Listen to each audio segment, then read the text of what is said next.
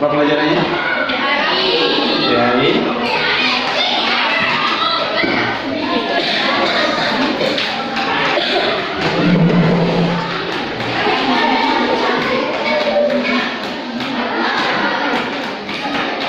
Bismillahirrahmanirrahim. Assalamualaikum warahmatullahi wabarakatuh.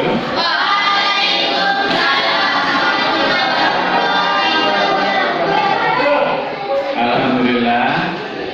Alhamdulillahirabbil alamin. Shalatu wassalamu ala asyrofil anbiya'i wal mursalin wa ala alihi wa sahbihi ajma'in. Puji syukur kita aturkan kepada Allah Subhanahu wa taala karena hari ini kita bisa bertemu kembali dalam mata pelajaran PAI dan budi pekerti ya. Dan di pertemuan kali ini kita akan langsung masuk ke bab 4, yaitu tentang indahnya kebersamaan dengan berjamaah. Yang sebelumnya kemarin kita sudah membahas bab sebelumnya, yaitu tentang semua bersih hidup menjadi nyaman. Ini ada kaitannya dengan pelajaran yang lalu. Kalau minggu kemarin Pak Guru sudah menjelaskan tentang bab toharoh ya. Toharoh ada yang masih ingat toharoh itu apa? Bersuci. Bersuci. Nah, kita harus dalam keadaan suci dan untuk melaksanakan ibadah sholat. Itu dibagi menjadi dua untuk sholat. Ada yang sholat sendiri dan sholat sendiri dan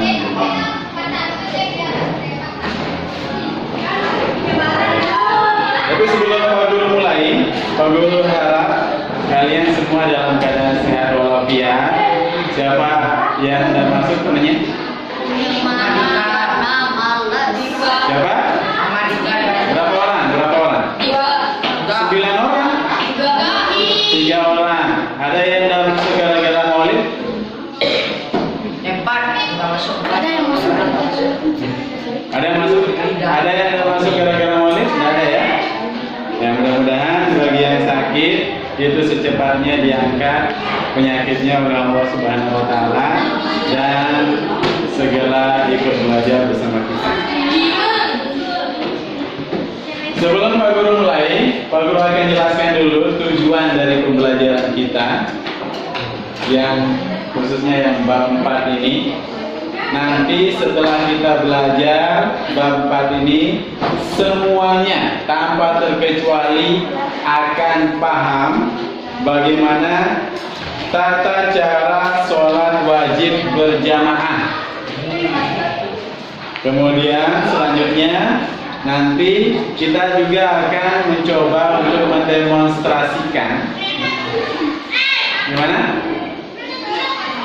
Kita akan coba mendemonstrasikan atau mencontohkan bagaimana cara kita sholat berjamaah. Kemudian selanjutnya nanti kita akan bisa membiasakan diri. Setelah tahu tata cara kita sholat berjamaah, otomatis nanti kita akan membiasakan diri ketika ada azan, kita dengar di musola ataupun di masjid, kita langsung menuju ke musola atau ke masjid untuk melakukan sholat berjamaah. Dan tentunya kalau kalian diminta untuk menjadi imam itu tidak takut lagi. Ya. Karena apa? Karena ketentuan dalam sholat berjamaah sudah kita pelajari pada bab ini. Dan yang selanjutnya, tujuan yang selanjutnya adalah nanti semua kita bisa menjelaskan pengertian sholat wajib berjamaah dan dasar hukumnya. Ayat yang mana sih yang memberikan kita petunjuk supaya sholat berjamaah? Nanti kita akan tahu.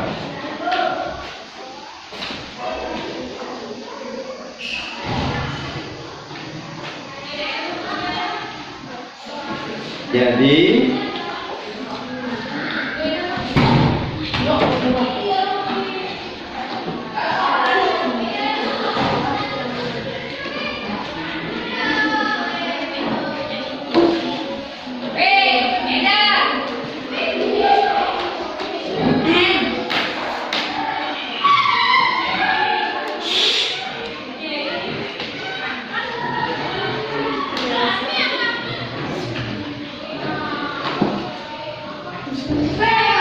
ya, kita langsung saja mulai ya. Sholat berjamaah.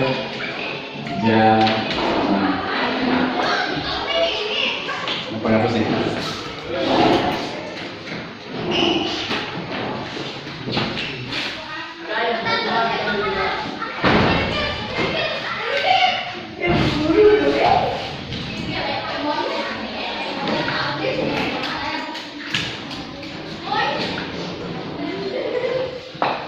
Ya.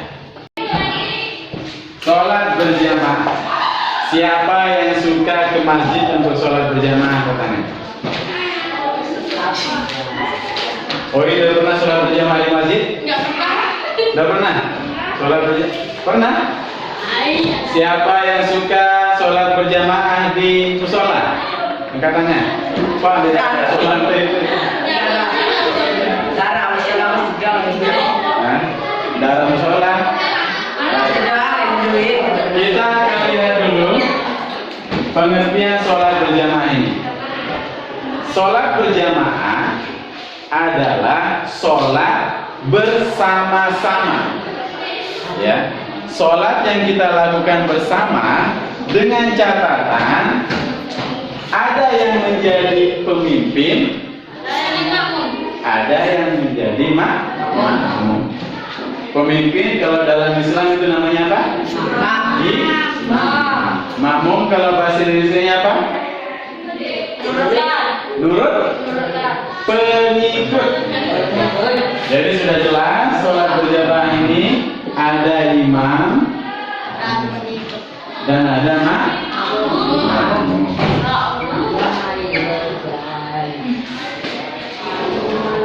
Imam ini tempatnya di mana? Paling depan. Sedangkan makmum berada di belakang imam. Pak, boleh enggak kalau kita jadi makmum kita ada di depan imam? Boleh? Boleh ya. Jadi yang namanya makmum itu mestinya berada posisinya di belakang. Pak, bagaimana kalau kita bermakmum dua orang imam, satu orang makmum, boleh enggak? Boleh. Dua orang imam, satu orang makmum. Nggak boleh ya? Kalau dua imam, satu makmum itu tidak boleh. Kalau satu imam dengan satu makmum baru boleh. Kalau satu imam dengan dua makmum, boleh. Satu imam dan dua makmum boleh enggak? Satu imam dengan 100 makmum boleh enggak? Satu imam dengan 1 juta makmum boleh enggak? Intinya imam itu harus sah. Nah, Pak Guru akan menganalogikan ketika ada dua orang yang sholat berjamaah, satu imam dan satu makmum. Perhatikan, ini imam dan ini makmum.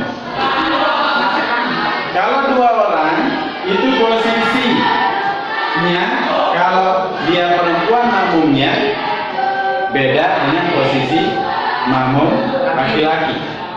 Ya, kalau misalkan makmumnya laki-laki itu posisinya di sini, di sebelah kanan. Kemudian kalau perempuan posisinya di sini. Kalau dia sendirian ini, ya. Kalau satu makmum. Kalau banyak makmum tetap berada di belakang imam. Paham ya?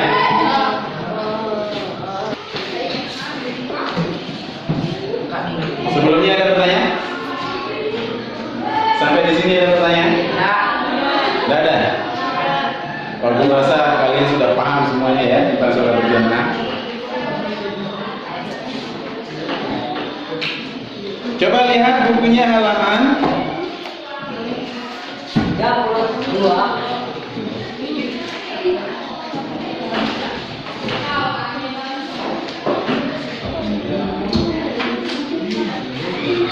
halaman 49.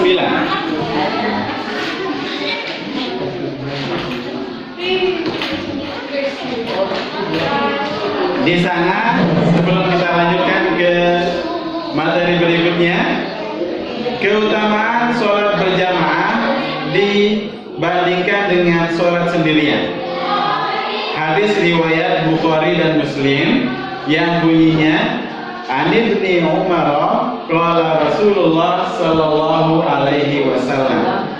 Nah, Pak Guru kan mau kalian yang baca ini. Coba siapa ya? Ketua kelasnya? Siapa? Ya, coba lanjutkan bacaan Pak Guru ini ya. Kenapa? Enggak apa-apa. Ya sudah. Coba silakan siapa? Siapa yang mau? Siapa yang berani melanjutkan bacaan Pak Guru? Ya. Halaman 48. Coba lihat. Angkat tangan ya. Siapa yang berani melanjutkan? Angkat tangannya. Pak Guru. Pak Guru akan bacakan sepenggal dari hadisnya. An Ibni Umar qala Rasulullah sallallahu alaihi wasallam. Siapa yang berani melanjutkan?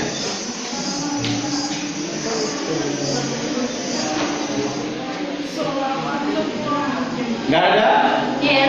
Asal banyak yang malu ya. Pak Guru lanjutkan. Sholatul jamaati tafdulu ala sholatil fardhi bisab'in wa isrina darajah. Rawahul Bukhari wa Muslim. Yang artinya sholat berjamaah lebih utama dibandingkan dengan sholat sendirian dengan 27 derajat. 1 banding 27. Ini dasar hukum kita sholat berjamaah. Walaupun dia 2 orang yang berjamaah, tetap pahalanya 27 derajat. Apabila dibandingkan dengan sholat sendirian di rumah. Coba kita lihat halaman 49.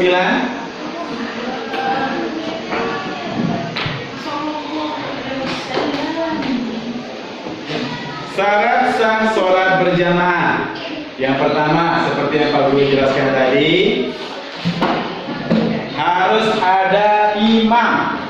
Satu menjadi imam dan yang lainnya menjadi makmum. Kalau misalkan ada pertanyaan, Pak, boleh enggak kalau kita sholat sama-sama tapi tidak ada jadi imam? Bagaimana itu?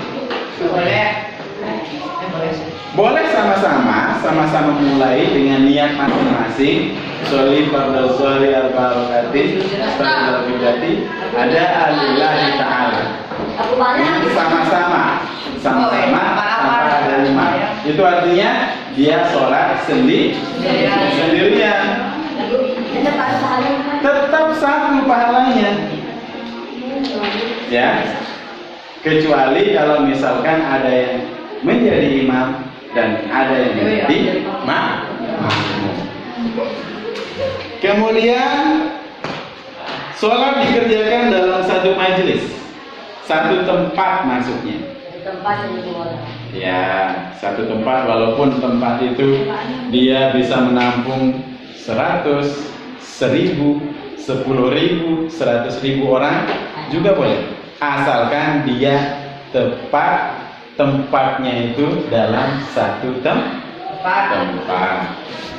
Kemudian sholatnya makmum harus sesuai dengan sholatnya imam.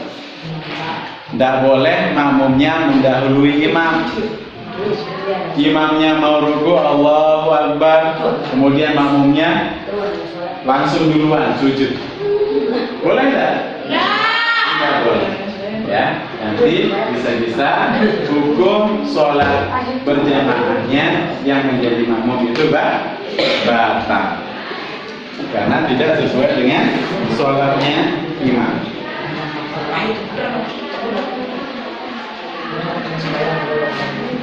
Ada beberapa syarat, ya, ada beberapa syarat untuk menjadi imam. Yang pertama syaratnya adalah si imam ini dia tahu rukun dan syarat sholat. Ya, harus tahu dia. Kalau tidak tahu, nanti dia tidak bisa jadi imam. Siapa namanya? Lalu Supriyadi. Dengarkan Pak Guru ya. Kemudian yang kedua, dia fasih bacaannya.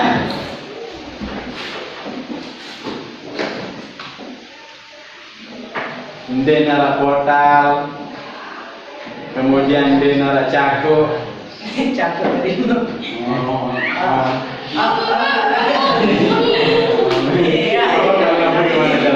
Dia tidak boleh jadi imam. Kemudian paling luas wawasan agamanya. Imam itu harus lebih pintar dari makmumnya. Kemudian dia berakal sehat.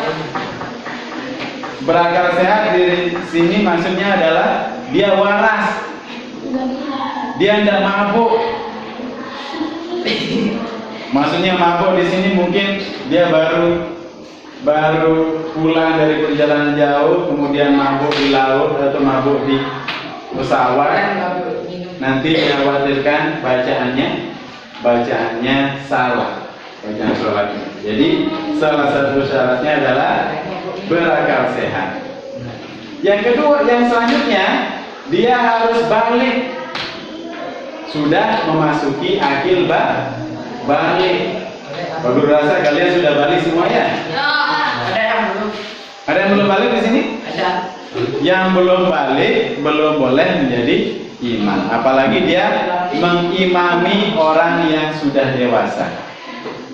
Kemudian seperti yang Pak Guru jelaskan di sini, posisi imamnya dia paling depan. Tidak boleh dia berada di belakang makmum. Yang selanjutnya, imam itu haruslah seorang laki-laki. Boleh perempuan asalkan di tempat itu semuanya perempuan. Tapi kalau misalkan di kelas ini dituju imamnya adalah ketua kelas, ketua kelasnya kebetulan perempuan, boleh enggak? Jadi ketua kelas Pak iya mau jadi imam, boleh enggak? Tidak boleh, karena dia ada laki-laki di sana, maka tidak boleh perempuan menjadi imam. Dan yang selanjutnya adalah tidak boleh bermakmum dengan orang lain. Paham maksudnya? Tidak boleh bermakmum pada orang lain. Misalkan ya, misalkan Pak Guru ilustrasikan lagi.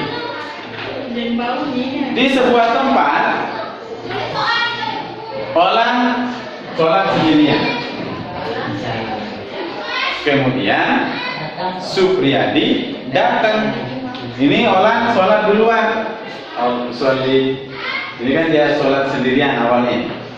Sholli fardhu zuhri arba'a raka'atin tadbirul qiblati ada lillahi ta'ala. Allahu Akbar.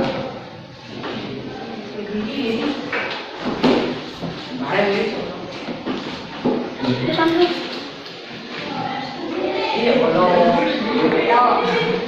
Sudah. Ulangi. Orang sholat sendirian di sebuah tempat, misalnya di tengah bawah ini. Salah itu di sebuah beruga. Sholli fardhu zuhri arba'a raka'atin tadbirul qiblati ada lillahi ta'ala. Ini kan udah pasang niat sholat sendirian.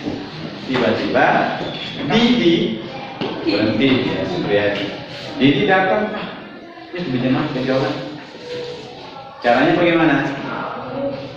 Menepuk pundaknya orang sebagai isyarat bahwa ada makmum yang akan ikut sholat. Dan makmumnya Didi tadi menepuk pundaknya. Coba.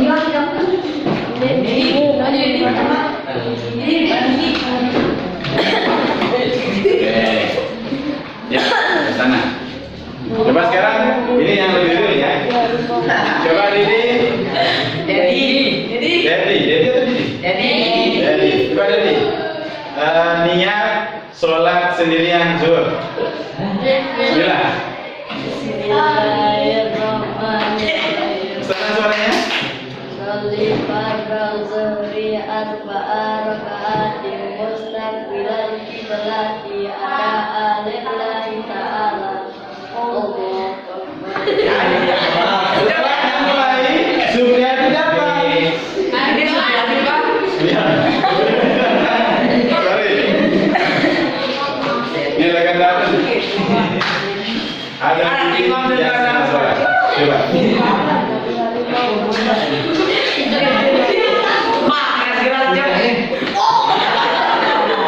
Copaknya itu udah keras-keras. Baru dengerin. Jawab imam. Ya, hanya sekedar menepuk ya, menepuk sekedar. Ya, kemudian ikut sholat. Nah, coba dong, coba niatnya jadi makmum. Bismillah, yang lain coba diam. Bismillahirrahmanirrahim. Sholli fardhu zuhri arba'a raka'atin mustaqbilal qiblati Makmum, imam kamu bisa lengkap? Ulang lagi, coba kita dengar lagi. Usolli.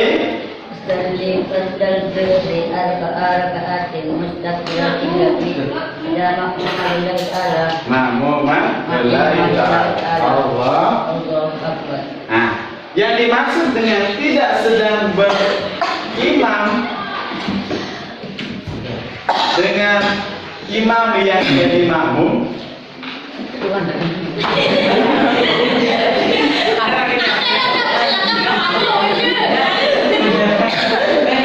coba bersama dulu.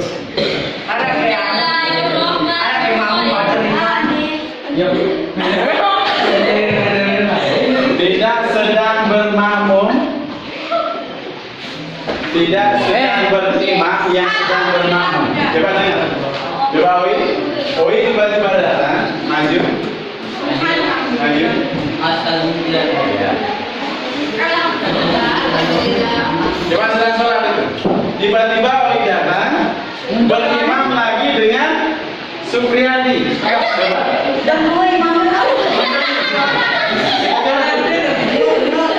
Apa? Ya, coba di sini. Coba. Ya. Ini boleh enggak posisinya yang seperti ini? Ya. Tidak boleh. Karena imamnya Oi ini sedang berimam. Ini kan imamnya Oi. Dia sedang bermakmum pada jadi dan itu tidak boleh kecuali kalau sudah ini selesai, kemudian ini masih jadi imam, kemudian Owi datang bermakmum, itu baru boleh. Ya. Paham ya? Silakan. Silakan boleh. Begitu dia tata cara kita sholat berjamaah. Kemudian maju lagi, coba ulang.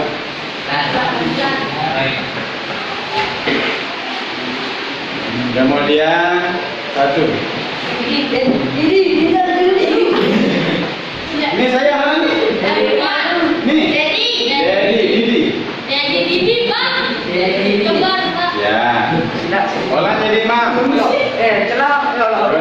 Olah jadi imam. Kemudian Dedi. Mana Didi, mana Dedi? Ya. Kemudian. Nah. Kita sering menemukan bahwa diri kita terlambat ikut sholat berjamaah mulai dari awal, ya kan? Coba. Mulai dari lafaznya. Coba ulang. Usolli. Sholat apa? Sholat zuhur.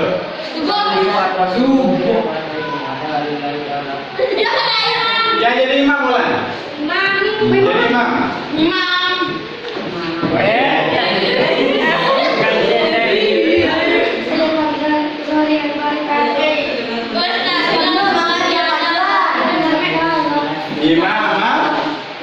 Imam lillahi ta'ala. Ya, sholat ikut takbir bersama imam. Setelah rakaat kedua, di rakaat kedua ini ya, Dedi datang. Dia akan ikut sholat berjamaah, tapi sudah ketinggalan imam sebanyak satu rakaat. Coba.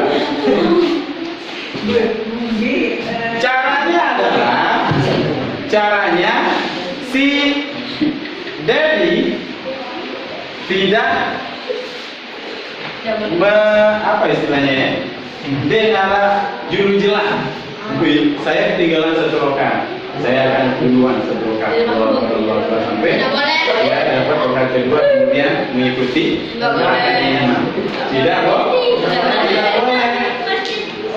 Tapi ikut gerakannya imam. Coba yang baik.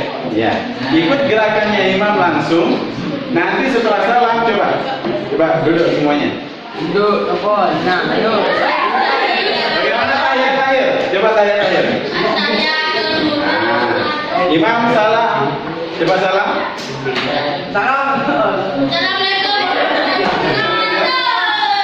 Ya. Ini salam. Setelah imamnya, ya.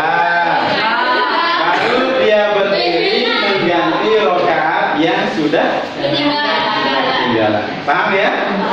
Dan makmum yang ini namanya makmum masbuk atau makmum yang terlambat. Ya, boleh silakan dulu.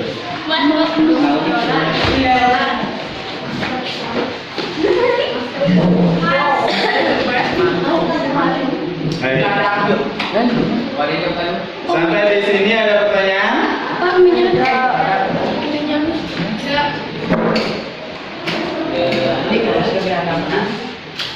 Ya. Sampai di sini ada pertanyaan? Sudah. Sudah ada? Kalau tidak ada, siapa yang bisa menyimpulkan pelajaran kita hari ini?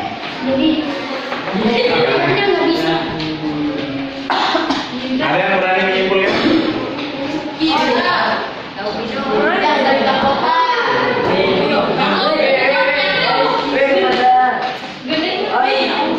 Apa? Oi berani menyimpulkan? Bagaimana? Tempat meja. Kesimpulannya adalah bagus. Padahal nggak pernah Pak PJ dari tadi ya. Kesimpulannya adalah Pak Guru bantu menyimpulkan ya. Sholat yang pertama, kalau kita sholat berjamaah, pahalanya 27 derajat dibandingkan dengan sholat sendirian. Kemudian kesimpulan yang kedua, Didi. Ini ada ini. Ini Pak berarti yang ini Pak. Yang ini berarti. Ya. Kesimpulan yang kedua adalah kalau sholat berjamaah itu harus ada imam dan ada yang menjadi makmum. Yang ketiga, kalau kita sholat berjamaah itu harus berada pada satu tempat.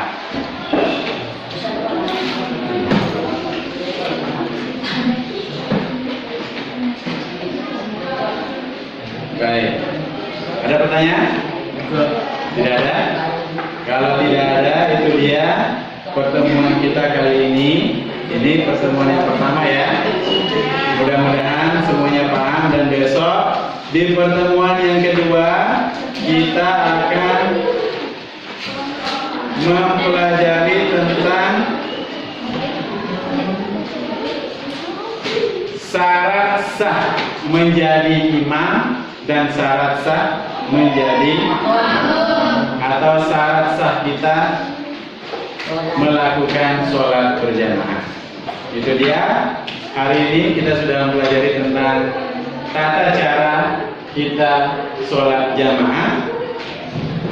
Mudah-mudahan apa yang kita pelajari mendapatkan berkah dari Allah Subhanahu wa taala, dan tentunya nanti setelah mempelajari materi ini, kesadaran kita dan keinginan kita untuk sholat berjamaah lebih giat lagi. Terima kasih. Assalamualaikum warahmatullahi wabarakatuh.